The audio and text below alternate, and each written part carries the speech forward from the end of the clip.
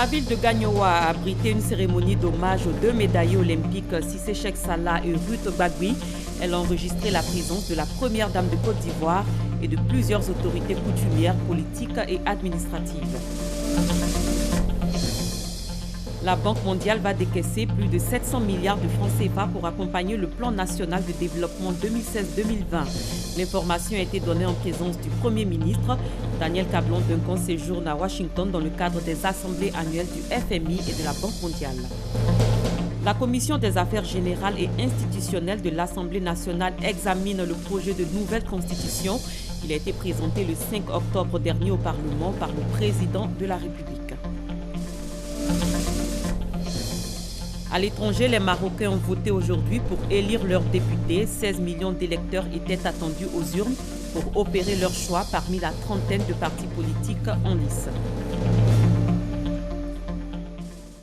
Bonsoir et bienvenue. Les médaillés olympiques Cheikh Cissé Salah et Ruth Gbagbi ont été célébrés. Un hommage leur a été rendu par la première dame de Côte d'Ivoire, Dominique Ouattara.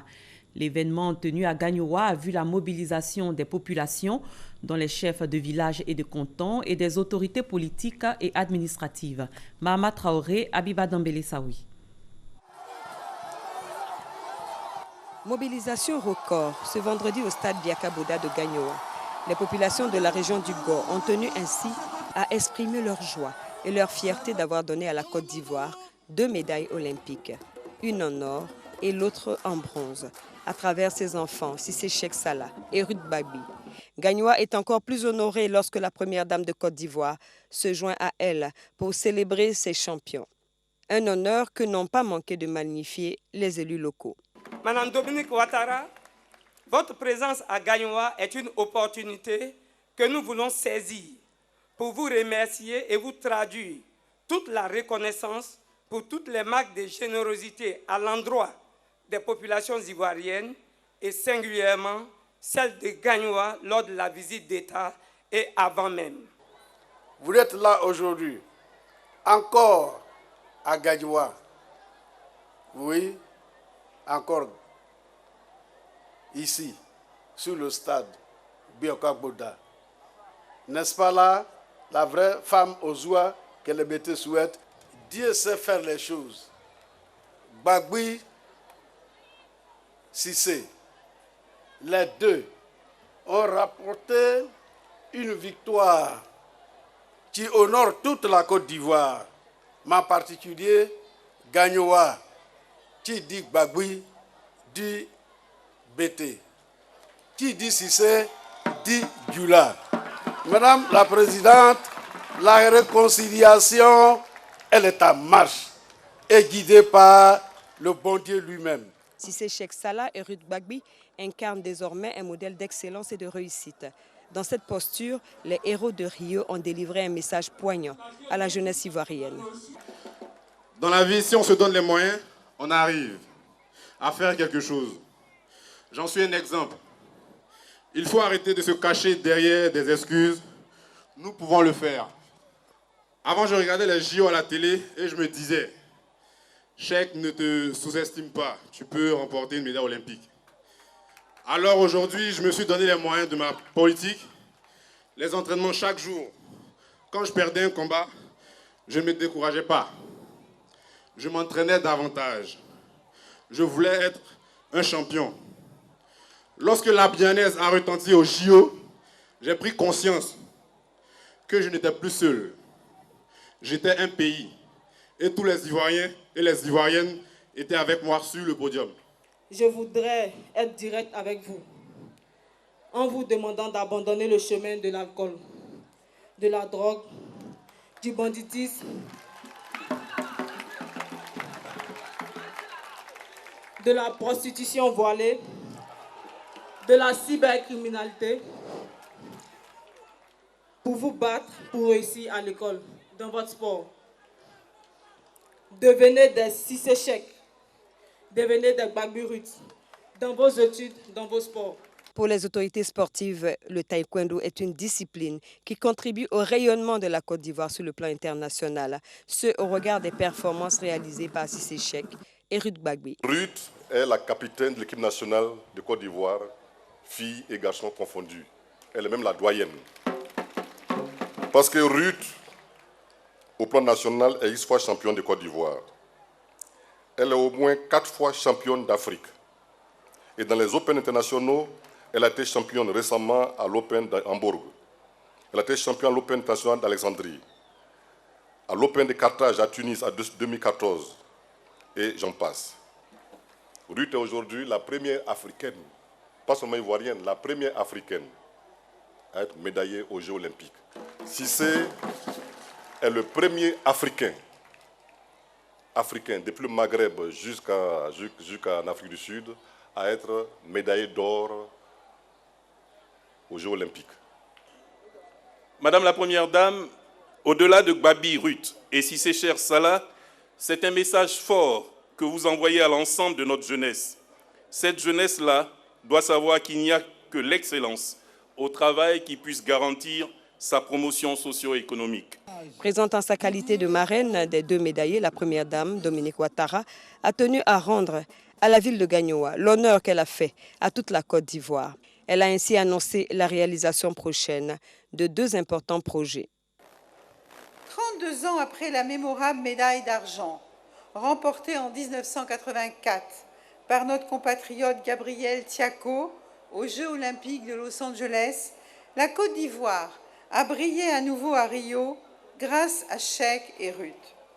Nous sommes donc rassemblés aujourd'hui au stade de Gagnoa pour leur rendre un vibrant hommage. Et c'est avec beaucoup de joie que je suis avec vous aujourd'hui pour cette cérémonie d'hommage. Je sais qu'il s'agit d'un grand moment de fierté pour toute la région du Go et je me réjouis de partager ces instants de célébration avec vous.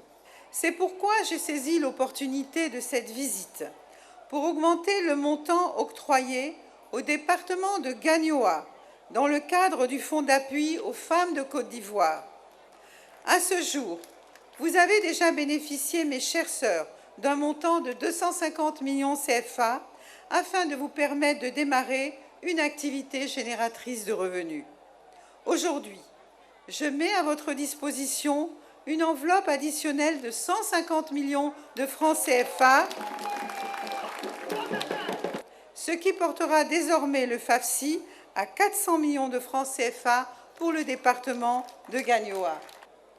Par ailleurs, chers parents de Gagnoa, je suis heureuse de vous annoncer que la pelouse synthétique que je vous avais promise pour le stade de Gagnoa lors de mon passage en 2015 sera réalisée dans les jours qui viennent. Les travaux de réalisation démarreront le 17 octobre 2016 et seront livrés fin décembre 2016 pour le plus grand bonheur de Gagnoa, particulièrement les amateurs de sport. À cela s'ajoutent les 11 millions de francs offerts par la Première Dame aux populations de Gagnoa qui lui ont offert à leur tour de nombreux présents, des bœufs, des béliers, des pagnes de qualité et des vivres. Avant de poursuivre, je vous donne lecture de ce communiqué officiel émanant du ministère des Affaires étrangères. Le ministère des Affaires étrangères porte à la connaissance des populations ivoiriennes des missions diplomatiques, organisations internationales et postes consulaires en Côte d'Ivoire que le gouvernement ivoirien présente la candidature de la Côte d'Ivoire à un siège non permanent du Conseil de sécurité des Nations Unies pour la période 2018-2019. À cet effet, son Excellence M. Alassane Ouattara, président de la République de Côte d'Ivoire, procédera au lancement officiel de la campagne de promotion de la candidature de la Côte d'Ivoire lors de la cérémonie qui se tiendra le mardi 11 octobre 2016 à 17h à l'auditorium du centre de conférence du ministère des Affaires étrangères. En conséquence, la Direction générale du protocole d'État invite Mesdames et Messieurs les présidents des institutions, Messieurs les ministres d'État, Mesdames et Messieurs les ministres, les autorités administratives, politiques et coutumières, ainsi que les chefs de mission diplomatiques et la société civile, à prendre part à cette cérémonie qui sera suivie de l'inauguration du bloc ministériel, siège du ministère des Affaires étrangères, récemment réhabilité. La fin de la mise en place est fixée à 16h. Le Premier ministre Daniel Kablan-Duncan a conduit une délégation à Washington où se tiennent les assemblées annuelles du FMI et de la Banque mondiale. L'institution financière internationale a annoncé le déblocage de plus de 700 milliards de francs CFA. Ce montant va servir à financer des investissements structurants en Côte d'Ivoire dans le cadre du Plan national de développement 2016-2020. Le chef du gouvernement a eu des séances de travail sur place. Adama Kone est notre envoyé spécial à Washington. C'est cette préoccupation que le Premier ministre Daniel Kablan-Duncan débute sa première journée avant de sortir du Ritz-Carlton Hotel où il prend ses quartiers à Washington. Vous savez que nous avons tenu à Paris une réunion du groupe consultatif. La Côte d'Ivoire a mobilisé presque le double des montants qui avaient été demandés. Mais il faut maintenant, après les annonces, suivre ces différents dossiers. La Banque mondiale avait prévu donc d'aider la Côte d'Ivoire. Il faut qu'on sache, au fur et à mesure que le temps passe, quels sont les décaissements qui vont se faire pour chacune des années concernées, de manière à être en phase aux annonces qui ont donc été faites. Avec le Fonds monétaire international, conforme aux instructions du président Alassane Ouattara, nous allons avoir un nouveau programme avec le Fonds monétaire international qui va couvrir cette période donc, de maintenant jusqu'en pour 3 années à venir. Après une journée au pas de course, rencontre au sommet dans la soirée entre le chef de la délégation ivoirienne et le président du groupe de la Banque mondiale, Jim Kim, au siège de l'institution de Bretton Woods. Au terme de 40 minutes d'échange, les résultats sont à la hauteur de l'attente du gouvernement ivoirien exprimée dans la matinée par le Premier ministre. 1,3 milliard de dollars, soit plus de 700 milliards de francs CFA, que la banque consent à la Côte d'Ivoire. Et 1,3 milliard de dollars doivent être mis comme ressources non concessionnelles, en plus des allocations IDA en Côte d'Ivoire d'ici la fin d'année prochaine. La Côte d'Ivoire nous a demandé d'utiliser des ressources non concessionnelles pour pouvoir financer des projets productifs qui puissent permettre justement d'accroître la valeur ajoutée qui reste au pays. Dans ce sens, nous soutenons la Côte d'Ivoire dans la transformation du cacao, dans la transformation de l'Acadier, et nous allons également soutenir un projet important de Grand Abidjan. Facteur déclencheur de cette approbation de prêt, Côte d'Ivoire a été capable d'utiliser la gamette des instruments que nous avons, que ce soit les garanties à travers la MIGA, que ce soit la SFI, que ce soit les ressources concessionnelles, l'ensemble des instruments que nous avons. Et ce qui est intéressant quand nous travaillons avec la Côte d'Ivoire, c'est qu'il nous pousse un peu toujours à innover. La journée a débuté par une rencontre au MIGA, structure spécialisée du groupe de la Banque mondiale chargée des garanties, puis le Premier ministre a pris part au panel sur l'investissement dans l'enfance, les changements climatiques en Afrique et l'amélioration du climat des affaires en Côte d'Ivoire. Il a également reçu Albert Zefak, économiste en chef du groupe de la Banque mondiale, Région Afrique. L'ATK ivoirien va être labellisé, c'est une décision du gouvernement. Mais quels sont les enjeux de cette labellisation? Que peuvent être les avantages pour les producteurs et industriels? Francis Boifo nous donne des réponses. On ne peut pas attirer là 2 fois dans la semaine. Si on a attiré au toit, si c'est bien plein, souvent on peut sortir au moins 40 000, soit 50 000. Si ce n'est pas bien plein, 30 000. C'est une source de revenus pour les femmes. La fabrication, la commercialisation et la production de l'attiqué. En Côte d'Ivoire, l'attiqué fait partie des aliments de grande consommation. Pour nous, c'est considéré comme le meilleur des produits alimentaires.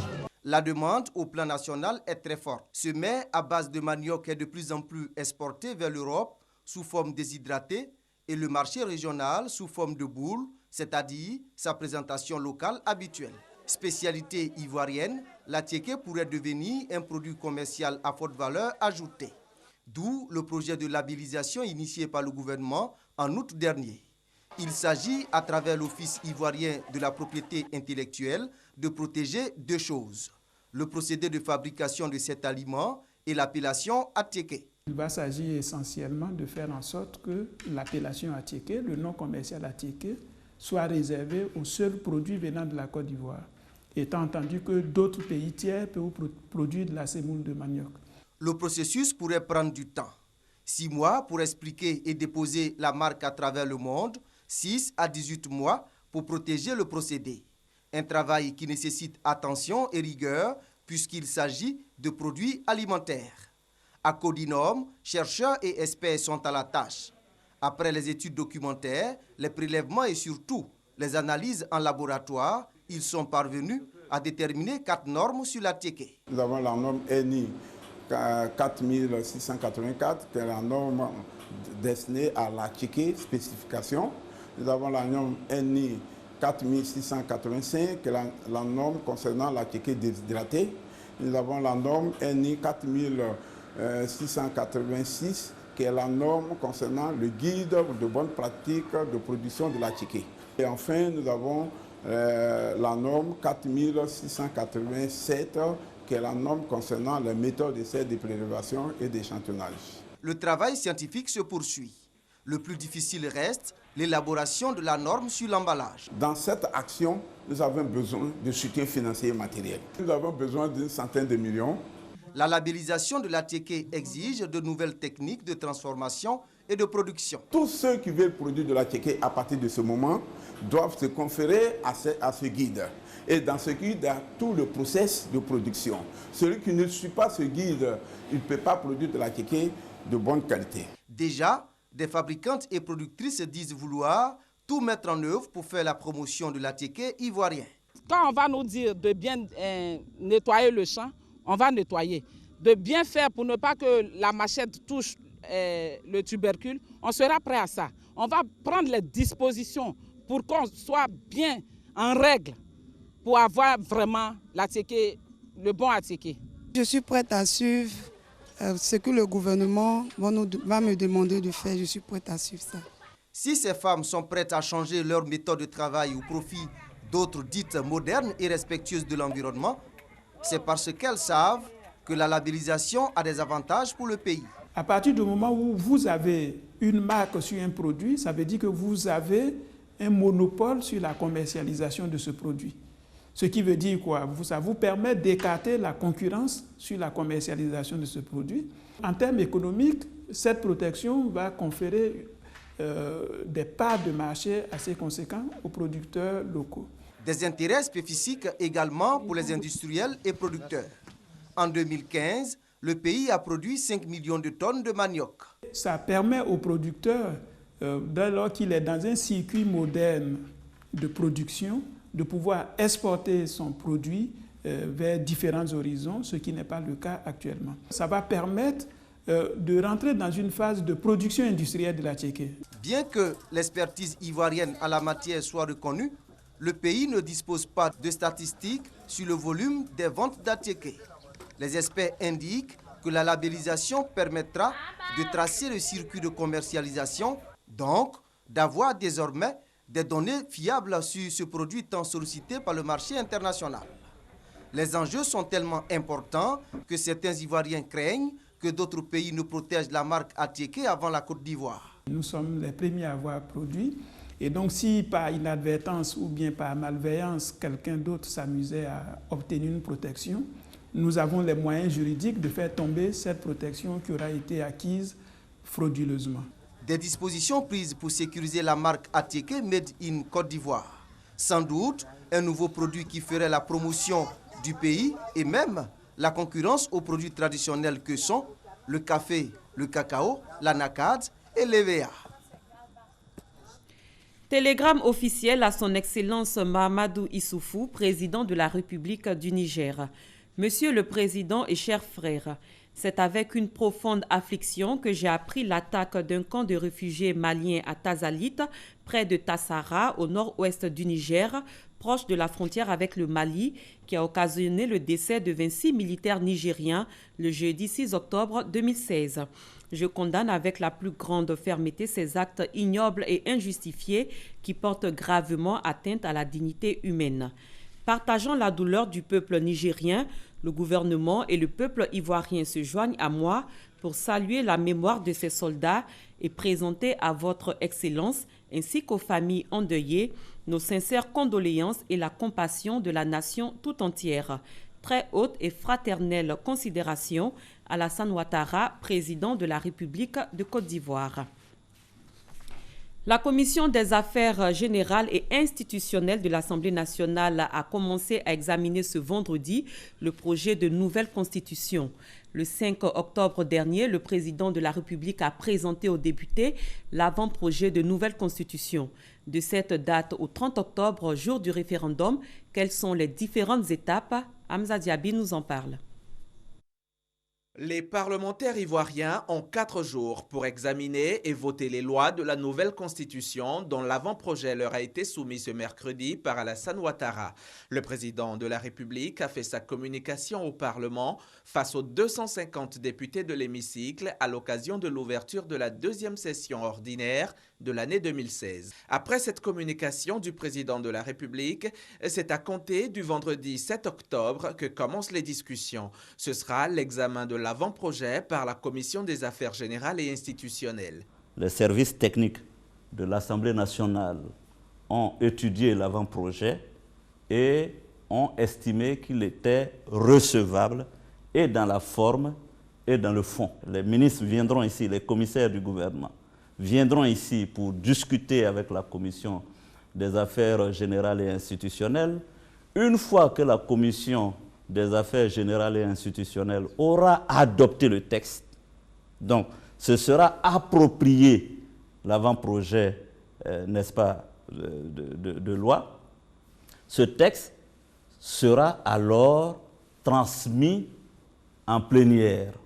Et cette plénière aura lieu mardi prochain, au lendemain de l'adoption du rapport de la Commission des affaires générales et institutionnelles sur l'avant-projet portant constitution de la République de Côte d'Ivoire. Lors de cette séance publique, tous les députés auront l'occasion de se prononcer sur l'avant-projet et le vote qualifié des 2/3 suivra les débats. Après ça, ça deviendra maintenant un projet de loi portant constitution. Et c'est ce projet de loi qui sera, après donc avoir été publié au journal officiel, proposé au peuple de Côte d'Ivoire. Ce sera dans le cadre du référendum qui aura lieu le 30 octobre 2016. Le débat autour du projet de nouvelle constitution se poursuit. Un groupe de l'opposition se prononce sur la question. Le collectif de l'opposition démocratique, le CODE, s'oppose à l'avant-projet de la nouvelle loi fondamentale. Fort de 23 partis politiques, le CODE a lancé un appel au non lors du référendum. Salimatou Dia, Hamza Diaby. La réaction du CODE, le collectif de l'opposition démocratique, ne s'est pas fait attendre. Il s'oppose à l'idée d'une nouvelle constitution. Cela dès le lendemain de la présentation de l'avant-projet par le président de la République à l'Assemblée nationale. Nous avons déjà eu l'occasion de vous exprimer notre opposition à ce projet de constitution, tant sur le plan de la procédure de sa mise en œuvre que du fond. Nous reprochons le contenu. Le président Ouattara propose un régime tricéphale avec un ticket président de la République, vice-président d'une part et premier ministre d'autre part. Nous lançons un appel au peuple ivoirien pour aller voter massivement non à cette constitution. Évidemment, il faut que ces élections aient lieu en toute transparence, que nous soyons représentés dans chaque bureau de vote, les partis du oui et les partis du non. Ces 23 partis de l'opposition regroupés au sein du CODE souhaitent qu'une enveloppe soit mise à leur disposition par l'État afin qu'ils battent campagne en faveur du non. Les populations de Mans donnent leur avis sur le projet de nouvelle constitution. Elles nous disent ce qu'elles pensent de l'avant-projet et comment elles souhaiteraient le voir être implémenté. Leurs propos ont été recueillis par Eve Bouy. La nouvelle constitution, pour moi, franchement, c'est une bonne chose. Moi, ça me plaît beaucoup parce que cette nouvelle constitution va réconcilier les Ivoiriens, je pense au fait. Parce qu'il y a eu la crise passée, il y a eu vraiment des cœurs blessés. Et aujourd'hui, cette constitution vient pour vraiment établir une nouvelle alliance entre nous les Ivoiriens. Voilà, une entente. Et je pense aussi qu'au niveau de la femme, c'est très bien aussi, parce que la femme aussi, il doit avoir une égalité aussi entre l'homme et la femme, pourquoi pas. Nous avons noté avec beaucoup d'intérêt la communication du chef de l'État sur le foncier rural. Le chef de l'État a été clair. Le foncier rural, seuls les Ivoiriens peuvent faire le titre foncier en Côte d'Ivoire. Mais nous sommes encore inquiets. Il faut bien que le titre foncier revienne aux communautés autochtones. Nous comptons sur les députés afin que l'amendement puisse se pencher véritablement sur la question du foncier rural en Côte d'Ivoire. Oui, j'ai écouté l'intervention du président Alassane Ouattara à l'Assemblée nationale où il s'adressait aux élus. Oui, je dirais que c'est salutaire. Parce qu'aujourd'hui, comme l'a dit Monsieur le Président de la République, il faut moderniser la Constitution. Parce que généralement en Afrique, les constitutions sont taillées sur mesure. Donc je pense qu'il était opportun que certains articles de la Constitution soient revus. Le nouveau projet de loi de la Constitution devait être mieux expliqué. Par exemple, qu'est-ce qu'un Sénat? Aujourd'hui, le citoyen lambda ne sait même pas ce que c'est le Sénat. Quel serait le rôle du Sénat dans la configuration actuelle de la Côte d'Ivoire? Et quel est le poste de vice-président? Quel serait le rôle de ce vice-président? J'étais devant mon écran. J'ai beaucoup aimé l'intervention du président de la République pour la nouvelle naissance de la Troisième République. Vraiment, c'est une très bonne initiative. Et cette constitution englobe même dans sa totalité la paix. Vraiment la paix et la cohésion sociale. C'est une très bonne chose. Donc je conseille à tous les Ivoiriens de voter massivement la nouvelle constitution au oui. Nous venons de l'apprendre, la Commission des affaires générales et institutionnelles de l'Assemblée nationale vient d'adopter l'avant-projet de loi portant constitution de la République de Côte d'Ivoire. Ce texte sera ensuite transmis en plénière pour être adopté en projet de loi mardi prochain. Nous aurons plus de précisions dans nos prochaines éditions. Un mot d'enseignement supérieur, c'est parti pour la première édition des Journées de l'orientation des bacheliers.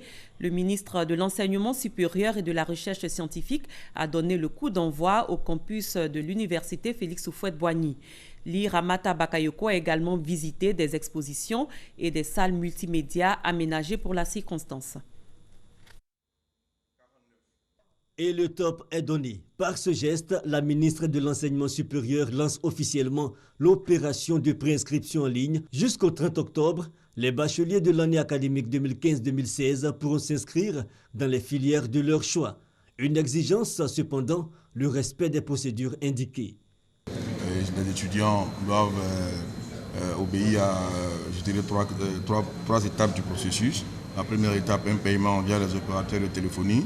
Et après le paiement, ils doivent se connecter à une plateforme dont le lien est www.orientation-sup@mesres.edu.ci. Et après s'être connectés, ils doivent renseigner certaines informations. De la salle multimédia des journées de l'orientation du bachelier, la ministre Ly Ramata a fait le tour des stands.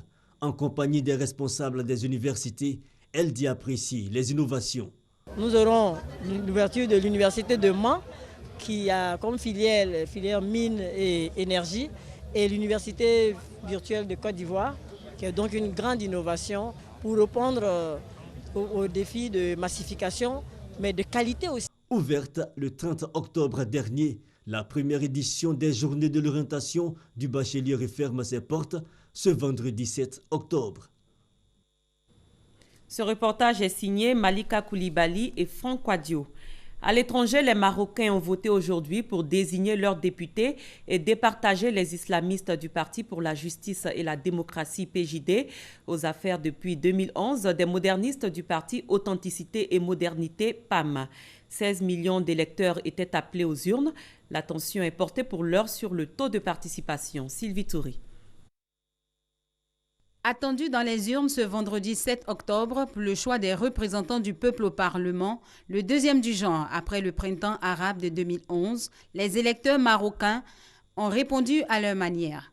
De Casablanca à Rabat, la capitale royale, en passant par bien de provinces, comme ici à Tamar, c'est un scrutin sans agitation qui a été observé. Jusqu'à maintenant, alhamdoulilah, l'opération se passe très bien. Je pense que le taux du vote est normalement un peu très élevé par rapport aux autres années. Ces législatives censées renouveler le Parlement marocain fort de 395 sièges pour les 92 circonscriptions que compte le Royaume, mais aussi censées renouveler la confiance des Marocains au Parti pour la justice et le développement, PJD, au pouvoir depuis 5 ans, ou la lui retirer, a eu un intérêt aux yeux des observateurs. Je suis un citoyen marocain et c'est mon droit pour faire le vote. Tout se passe bien et ça marche. Si le scrutin dans son ensemble peut être crédité de transparent et crédible, les premiers résultats attendus seront le taux de participation. En 2011, il a été de 45,5%. C'était plutôt le récit de Sidonie Davila. Le prix Nobel de la paix 2016 a été attribué aujourd'hui au président colombien Juan Manuel Santos pour ses efforts en faveur du processus de paix avec les forces armées révolutionnaires de Colombie, FARC. Au pouvoir depuis 2010, le président de centre-droit Juan Manuel Santos a tout misé sur la paix avec la guérilla. La Fondation Nobel a voulu couronner les efforts de cet homme qui a risqué tout son capital politique pour mettre fin à